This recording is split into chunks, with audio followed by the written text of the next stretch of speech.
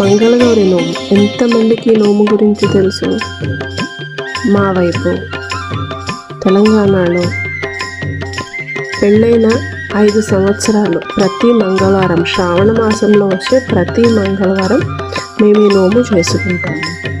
అలాగే 5 సంవత్సరాలు అయిపోయిన తర్వాత ఎవరైనా పెళ్ళిలో అయినా లేదైనా ఇంట్లో అయినా అమ్మవారికి ఉద్యాపన చెల్లించుకోవాలి. అలా మా చెల్లి పెళ్ళైన 11 సంవత్సరాలకు ఉద్యాపన చేసుకుంది. మా చెల్లితో పాటు అబ్బాయి కూతురు వాళ్ళ తోటికోడలు కూడా ఈ నోము చేసుకున్నారు.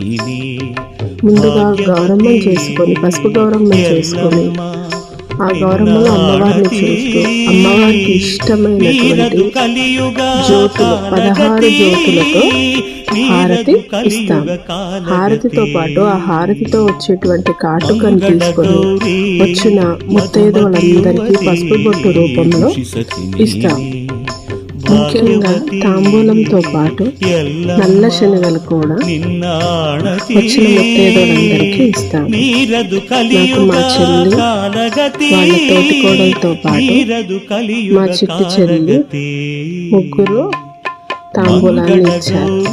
ముఖ్యంగా ఇలాంటి పూజల్లో పాల్గొనడం మహద్భాగ్యంగా అనుకుంటాం. మీలో ఎంతమందికి ఈ మంగళగౌరి వ్రతం తెలుసో చెప్పండి.